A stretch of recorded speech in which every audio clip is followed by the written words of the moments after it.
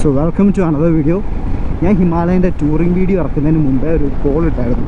Touring വീഡിയോയുടെ കൂടെ തന്നെ ഞാൻ കംപ്ലയിൻസിൻ്റെ കാര്യം പറയണോ, അങ്ങനെ സെപ്പറേറ്റ് വീഡിയോ ആക്കാൻ മാത്രമുള്ള ഉണ്ടോ എന്ന് എനിക്കറിയില്ലായിരുന്നു. അതുകൊണ്ടാണ് ഞാൻ ചോദിച്ചത്. അപ്പം കൂടുതൽ ആൾക്കാരും പറഞ്ഞത് സെപ്പറേറ്റ് വീഡിയോ ആക്കിയാൽ മതി എന്നാണ്. അതുകൊണ്ട് ഞാൻ ടൂറിംഗ് റിവ്യൂവിൽ ഞാൻ കംപ്ലയിൻസിൻ്റെ കാര്യമൊന്നും പറഞ്ഞിട്ടില്ലായിരുന്നു. അത് സെപ്പറേറ്റ് വീഡിയോ ആയിട്ട് തന്നെ ചെയ്യാമെന്ന് വിചാരിച്ചു. ഓക്കെ, സോ ഇന്നത്തെ വീഡിയോയിൽ ഞാൻ പറയാൻ പോകുന്നത് എന്താണെന്ന് വെച്ച് കഴിഞ്ഞാൽ ഹിമാലയൻ എടുത്തിട്ട് എനിക്ക് ഇതുവരെ ഫേസ് ചെയ്ത കംപ്ലയിൻസിൻ്റെ കാര്യങ്ങളാണ്. പക്ഷേ നിങ്ങളിപ്പോൾ വെറുതെ ഒന്ന് യൂട്യൂബ് എടുത്താൽ തന്നെ ഹിമാലയൻ കംപ്ലയിൻസ് എന്ന് ടൈപ്പ് ചെയ്ത് കൊടുത്താൽ കുറേ വീഡിയോസ് കാണാം കംപ്ലയിൻസിൻ്റെ കാര്യം.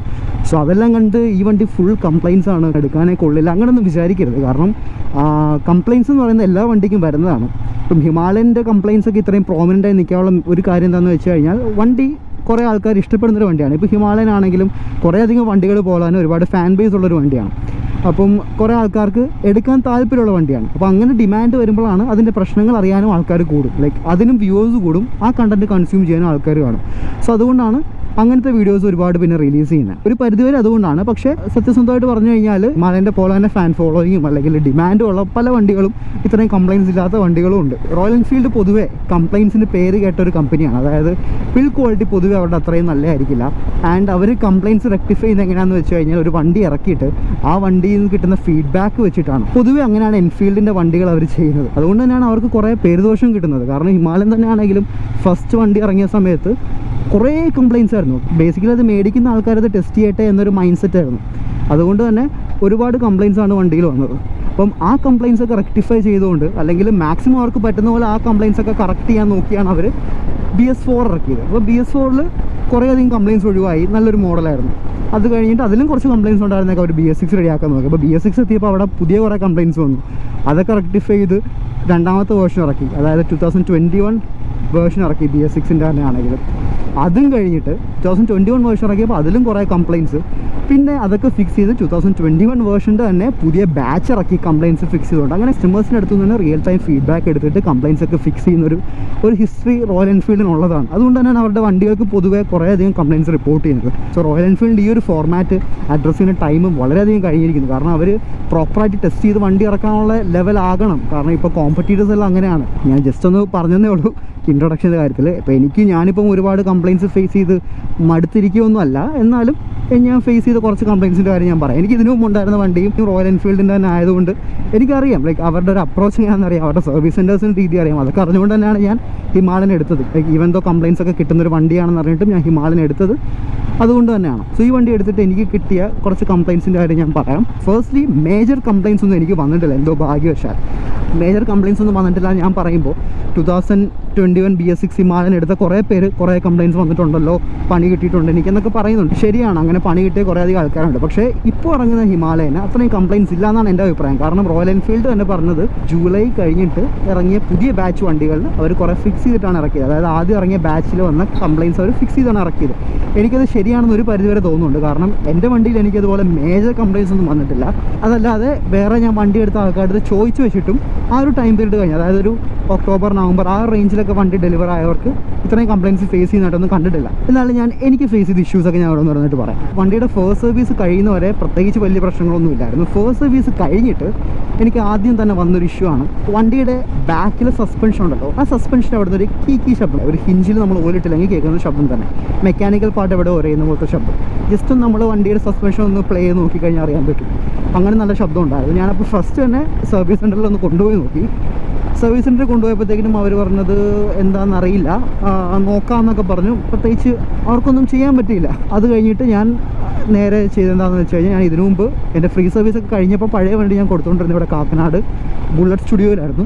ഞാൻ അങ്ങോട്ട് ചെന്നു. അവിടെ അടുത്ത് ഞാൻ പറഞ്ഞു ഇതുപോലെ ശബ്ദമുണ്ട്, റയർ സസ്പെൻഷൻ അവിടെ നിന്നാണ് കൂടുതൽ ശബ്ദം കേൾക്കുന്നത്. അങ്ങനെ അവർ നോക്കി, അവർ ഫുള്ള് വണ്ടി അഴിച്ച് പണിഞ്ഞ് നോക്കി കഴിഞ്ഞപ്പോഴാണ് മനസ്സിലായത് അവിടെ എന്തോ റയർ സസ്പെൻഷൻ അവിടെ തന്നെ ആയിരുന്നു. അവിടെ കുറച്ച് ഓയിലിട്ട് കൊടുത്തപ്പോൾ പണി തീർത്തു. പക്ഷേ അത് ആ ഓയിലിട്ട് കൊടുക്കാൻ കുറച്ച് ചടങ്ങായിരുന്നു. അതങ്ങനെ ശരിയാക്കി. എന്നിട്ട് പുള്ളി എന്നോട് പറഞ്ഞത് പുതിയ വണ്ടികൾക്കൊന്നും പൊതുവെ ഇങ്ങനെ വരാത്തതാണ്, സാധാരണ പഴയ വണ്ടിക്കാണ് വരുന്നത്, കുറച്ചധികം പഴക്കമുള്ള വണ്ടികൾക്കാണ് ഇങ്ങനത്തെ ഒരു ഇഷ്യൂ വരുന്നത്, പുതിയ വണ്ടികൾക്ക് പൊതുവെ ഇങ്ങനെ വരാത്തതാണ്, എന്താണെന്നറിയില്ല എന്ന് പറഞ്ഞു. അപ്പോൾ അതൊരു ബിൽഡ് ക്വാളിറ്റീനെ സൂചിപ്പിക്കുന്ന ഒരു ബാഡ് ആസ്പെക്റ്റ് ആണ്. കാരണം എൻ്റെ ആണെങ്കിൽ അന്ന് ഫസ്റ്റ് സർവീസ് കഴിഞ്ഞിട്ടേ ഉള്ളൂ. ആ വണ്ടിയിൽ നിന്നൊക്കെ അങ്ങനത്തെ ഒരു ശബ്ദം കേൾക്കുന്നതൊക്കെ നല്ലൊരു കാര്യമല്ലായിരുന്നു, നല്ലൊരു എക്സ്പീരിയൻസും അല്ലായിരുന്നു. അതുകൊണ്ടാണ് പെട്ടെന്ന് തന്നെ കൊണ്ടുപോയി കാണിച്ചത്.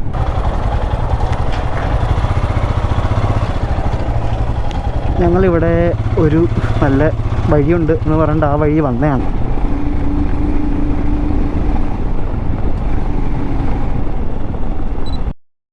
ഇനി ഞാൻ പറയാൻ പോകുന്ന 2 കംപ്ലയിൻറ്റ്സ് എനിക്ക് ഒരുപാട് റീപ്രൊഡ്യൂസ് ചെയ്യാൻ പറ്റാത്തൊരു കംപ്ലയിൻ്റ് ആണ്. എന്ന് വെച്ച് കഴിഞ്ഞാൽ കംപ്ലയിൻറ്റ് വന്നിട്ട് നമ്മൾ സർവീസ് സെൻറ്ററിൽ കൊണ്ടുപോയി കാണിച്ച് ഇതൊരു കംപ്ലയിൻ്റ് ആണ്, ഇത് ഫിക്സ് ചെയ്യണമെന്ന് പറയാൻ പറ്റണമെങ്കിൽ അത് നമുക്ക് റീപ്രൊഡ്യൂസ് ചെയ്യാൻ പറ്റണ്ടേ, അതായത് അവർക്ക് കാണിച്ചു കൊടുക്കാൻ പറ്റണ്ടേ. അങ്ങനെ കാണിച്ചു കൊടുക്കാൻ പറ്റാത്ത വളരെ വിരളമായി മാത്രം വരുന്ന 2 കംപ്ലയിൻറ്റ്സ് ആണ് ഇനി പറയാൻ പോകുന്നത്. അതിൽ ഫസ്റ്റ് വൺ ആണ്, ചില സമയത്ത് വണ്ടി നമ്മൾ ഒരു ഇറക്കത്തിലാണെങ്കിൽ ഒരു സെക്കൻഡ് ഗിയറിലൊക്കെ ഒന്ന് ഇറങ്ങി പോകുമ്പോൾ ആ ഇറക്കം തീരാറാകുന്ന സമയത്ത് നമ്മൾ ഗിയർ ചേഞ്ച് ചെയ്യാനായിട്ട് ഒന്ന് ക്ലച്ച് പിടിക്കുന്ന സമയത്ത് പെട്ടെന്ന് വണ്ടി ഓഫായി പോകും. ക്ലച്ച് പിടിച്ചിരിക്കുന്ന കാരണം വണ്ടി ഓഫായി പോകുന്നത് വലിയ അപകടം ഉണ്ടാക്കുന്നില്ല, കാരണം വണ്ടി സ്റ്റോൾ ചെയ്ത് നിൽക്കില്ല. ക്ലച്ച് പിടിച്ചിരിക്കുന്ന കാരണം നമുക്ക് അപ്പോഴേ മനസ്സിലാവും, അപ്പോൾ തന്നെ റീസ്റ്റാർട്ട് ചെയ്തെടുക്കാം. ഈ ഒരു സംഭവം എനിക്കൊരു 3 പ്രാവശ്യം വന്നതാണ്, 3-4 പ്രാവശ്യം വന്നു.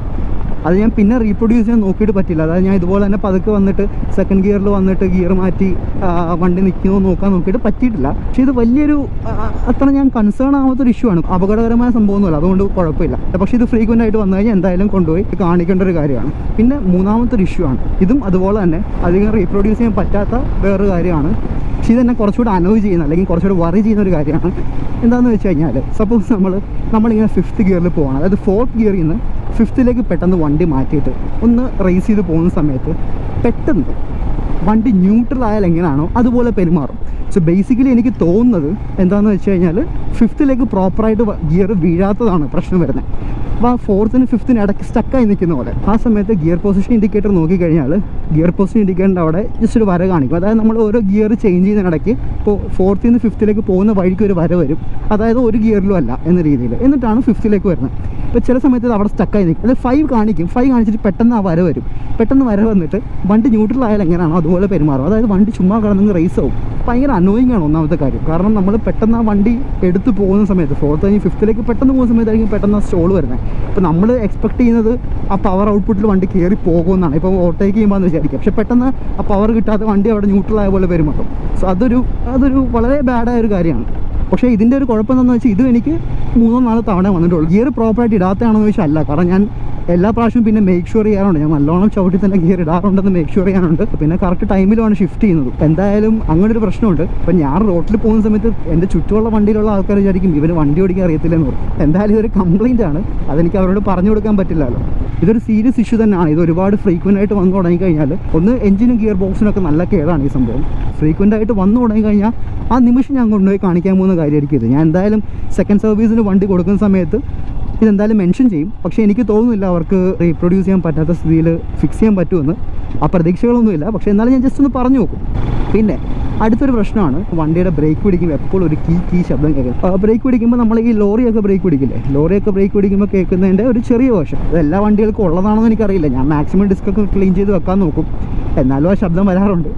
അതിനൊരു ഫിക്സ് ഉണ്ടെന്ന് എനിക്ക് തോന്നുന്നില്ല. നിങ്ങൾക്ക് എന്തെങ്കിലും ഒരു ഫിക്സ് അറിയാമെങ്കിൽ പറയുക. ബ്രേക്ക് പിടിക്കാൻ നേരത്ത് നോർമലി ബ്രേക്ക് പിടിക്കുമ്പോൾ ഇല്ല, ചുമ്മാ പിടിച്ചാൽ ഇല്ല. പക്ഷേ നല്ലോണം ഒന്ന് ഹാർഡായിട്ട് ബ്രേക്ക് പിടിച്ച് കഴിഞ്ഞാൽ നമ്മൾ പഴയ സൈക്കിളിനൊക്കെ ബ്രേക്ക് നമ്മൾ ആഞ്ഞു പിടിക്കുമ്പോൾ കേൾക്കില്ല ആ ശബ്ദം തന്നെ. ഫ്രിക്ഷൻ കാരണം വരുന്നതാണ്, പൊടിയിരിക്കുമ്പോൾ വരുന്നതാണ്. അത് അവോയ്ഡ് ചെയ്യാൻ പറ്റുമെന്ന് എനിക്ക് തോന്നുന്നില്ല. അല്ലെങ്കിൽ ഓരോ പ്രാവശ്യം വണ്ടി എടുക്കുന്നതിന് മുമ്പ് വൃത്തിക്ക് തുടച്ചു കൊടുക്കണം. അപ്പോൾ അതൊരു വലിയ കംപ്ലയിൻ്റ് അല്ല, എന്നാലും അനോയിങ് ആയിട്ടുള്ളൊരു കാര്യമാണ്. ഇവിടെ എന്ത് എഴുതി കൊടുക്കണമെന്ന് തോന്നുന്നു, എന്താണെന്നറിയില്ല. നമ്മുടെ സിൽവർ സ്റ്റോമിലൊക്കെ പോകുന്ന റൂട്ടാണ്. എൻ്റെ ഒരു ഫ്രണ്ട് കൂടെ ഉണ്ട്, പുള്ളിയാണ് ഈ വഴി പറഞ്ഞു തന്നെ. ചുമ്മാ ഓടിക്കാനൊരു രസമുണ്ട്, എന്തായാലും വഴി അടിപൊളിയായിരുന്നു. ഇവിടെ ഒരു ചെക്ക് പോസ്റ്റാണ്, ചെക്ക് പോസ്റ്റിൽ അവിടെ എഴുതി കൊടുത്തിട്ട് വരാൻ പറ്റില്ല. പിന്നെ ഇപ്പോൾ ഫസ്റ്റ് സർവീസ് കഴിഞ്ഞുള്ള വീഡിയോയിലും പറഞ്ഞായിരുന്നു നമ്മുടെ കൺസോളിൽ ഫോഗ് കയറുന്ന കാര്യം. അതായത് ഇതുപോലെ ലോങ്ങൊക്കെ പോകുന്ന സമയത്ത് കുറച്ച് തണുപ്പുള്ള സ്ഥലമൊക്കെ ആണെങ്കിൽ മീറ്റർ കൺസോളിൽ ഈസി ആയിട്ട് ഫോഗ് കയറുന്നൊരു ഇഷ്യൂ ഉണ്ടായിരുന്നു. ആ ഇഷ്യൂ ഇതുവരെ മാറിയിട്ടില്ല. അതൊരു നോൺ ഇഷ്യൂ ആണ്. സർവീസ് സെൻറ്ററിന് ഫിക്സ് ചെയ്യാൻ പറ്റിയിട്ടില്ല, വേറെ പുറത്തുനിന്നുള്ള ആൾക്കാർക്കും ഫിക്സ് ചെയ്യാൻ പറ്റില്ല. ചിലരൊക്കെ ഇതിൻ്റെ മേലൊരു ഫിലിം ഒട്ടിക്കും, അങ്ങനെ ഫിക്സ് ചെയ്യുന്നവരുണ്ട്. പക്ഷേ അത് കുറച്ച് വൃത്തികേടാണ്, എനിക്കതിൽ താല്പര്യമില്ല. പിന്നെ ഒരു മാരക പ്രശ്നമല്ല, പക്ഷേ അത് എക്സിസ്റ്റിംഗ് ആണ്. ഫോഗ് കയറിയിട്ട് ചില സമയത്ത് നല്ലോണം കയറി കഴിഞ്ഞാൽ നമുക്ക് ചിലപ്പം ഒന്നും കാണാൻ പറ്റില്ല. അത് കുറച്ചധികം ഇൻകൺവീനിയൻസ് ആണ്. കാരണം നമ്മൾ ഇത്ര വിലയൊക്കെ കൊടുത്ത് ഒരു വണ്ടി എടുക്കുന്ന സമയത്ത് അങ്ങനത്തെ ഒരു പ്രശ്നം വരുന്നത് ഇൻകൺവീനിയൻറ്റ് തന്നെയാണ്. വരാൻ പാടില്ല, പക്ഷേ അതുണ്ട്. പിന്നെ കുറച്ചധികം ക്വാളിറ്റി ഇഷ്യൂസ് ഉണ്ട്. അതായത് ബിൽ ക്വാളിറ്റി ഇഷ്യൂസ് വരുന്നതായിട്ട് അവിടെ ഇവിടെയൊക്കെ തുരുമ്പടിച്ച് ഓൾറെഡി തുടങ്ങിയിട്ടുണ്ട്. ഞാൻ വണ്ടി ഒന്ന് ഒതുക്കിയിട്ട് കാണിച്ചു തരാം. അവിടെ ഇവിടെയൊക്കെ ആയിട്ട് തുരുമ്പ് വന്ന് തുടങ്ങിയിട്ടുണ്ട്. വണ്ടി എടുത്തിട്ട് 3 മാസം കഴിയുന്നേ ഉള്ളൂ. ഇപ്പോഴേ അങ്ങനെ തുരുമ്പൊക്കെ വന്ന് തുടങ്ങുന്നത് ഒരു നല്ല ലക്ഷണമല്ല. അത് പോ ക്വാളിറ്റിയുടെ ഒരു എക്സാമ്പിളാണ്. ഇവിടെ നോക്കിക്കഴിഞ്ഞാൽ വണ്ടിയുടെ ഈ ഒരു പോർഷനൊക്കെ ഉണ്ടല്ലേ, ഇവിടെയൊക്കെ ഈ നട്ടൊക്കെ ഇപ്പോഴേ തുരുമ്പടിച്ചു തുടങ്ങി. ഇതൊന്നും തുരുമ്പടിച്ചു തുടങ്ങേണ്ട കാര്യമില്ല. ഈ നട്ട് ആ ബോൾട്ട് ഇവിടെ നോക്കിക്കഴിഞ്ഞാൽ ഈ ഒരു നട്ടിന് താഴെയുള്ള 2 ബോൾസും തുരുമ്പടിച്ചു തുടങ്ങി. ചെറിയൊരു ആർഗ്യുമെൻ്റ് എന്താണെന്ന് വെച്ച് കഴിഞ്ഞാൽ വണ്ടി കടലുള്ള സ്ഥലങ്ങളിലാണ് കൂടുതലും ഉള്ളത്, അതായത് കൊച്ചിയിലും ആലപ്പുഴയിലും ഒക്കെയാണ്. എന്നാലും അങ്ങനെയുള്ള സ്ഥലങ്ങളിലാണെങ്കിൽ പോലും ഇത്ര പെട്ടെന്ന് അവിടെ ഒന്നും തുരുമ്പ് വരാൻ പാടില്ല. പിന്നെ ചെറിയൊരു വേറൊരു കംപ്ലയിൻറ്റ് വരുന്നത് എന്താണെന്ന് വെച്ചാൽ ചില സമയത്ത് ഗിയർ പൊസിഷൻ ഇൻഡിക്കേറ്റർ പ്രോപ്പറായിട്ട് വർക്ക് ചെയ്തില്ല. പ്രോപ്പർലി ഷട്ട് ഡൗൺ ആവില്ല, പക്ഷേ ചില സമയത്ത് ഞാൻ സെക്കൻഡ് ഗിയറിലാണിപ്പോൾ ഡാഷ് എന്ന് മാത്രമേ കാണിക്കുള്ളൂ, വേറെ ഒന്നും കാണിക്കില്ല. അത് എപ്പോഴും വരുമെന്ന് വെച്ച് കഴിഞ്ഞാൽ ഇതുപോലെ തന്നെ കുറച്ച് സമയം ഉണ്ടായിരുന്നുള്ളൂ, പിന്നെ അങ്ങ് മാറി. പിന്നെ അത് ഫ്രീക്വൻ്റ് ആയിട്ട് വരുന്നില്ലായിരുന്നു. ഈ പറഞ്ഞ ഫ്രീക്വൻ്റ് ആയിട്ട് വരാത്ത കംപ്ലയിൻസ് ഒക്കെ ചിലപ്പോൾ കുറച്ച് കഴിയുമ്പോൾ ഫ്രീക്വൻ്റ് ആയിട്ട് വന്നു തുടങ്ങാം. അങ്ങനെ വന്നു തുടങ്ങുമ്പോൾ അത് പ്രോപ്പറായിട്ട് അഡ്രസ്സ് ചെയ്യേണ്ട സമയമായി എന്നർത്ഥം. അതായത് കൊണ്ടുപോയി കാണിച്ച് നമുക്ക് പരിഹരിക്കാം. സോ അങ്ങനത്തെ ഒരു സിറ്റുവേഷൻ വരുവാണെങ്കിൽ ഞാൻ പുതിയൊരു വീഡിയോ എന്തായാലും ഇടാം. അതിനെന്തെങ്കിലും സൊല്യൂഷൻ കിട്ടിക്കഴിഞ്ഞാൽ ഇപ്പം എന്തായാലും ഇതൊന്നും വറി ചെയ്യുന്ന ടൈപ്പ് ഒരു ഇഷ്യൂസ് അല്ല. ഈ പറഞ്ഞ മേജർ ആകാമെന്ന് തോന്നിയ കുറച്ച് ഇഷ്യൂസൊക്കെ ഫ്രീക്വൻ്റ് അല്ല, ട്വൈസോ ത്രൈസ് ഒക്കെ വന്നിട്ടുള്ളൂ. ഇതൊന്നും അല്ലാതെ ഇതുവരെ മേജറായിട്ടുള്ള ഇഷ്യൂസ് ഒന്നും വന്നിട്ടില്ല, എന്തോ ഭാഗ്യത്തിന്. അപ്പം ഞാനിപ്പോൾ ഒന്നും പറയാതിരിക്കുന്നില്ല, ഫ്രാങ്കായിട്ട് വന്ന കാര്യങ്ങളൊക്കെ ഞാൻ പറഞ്ഞു, വന്ന ഇഷ്യൂസ് എല്ലാം പറഞ്ഞു.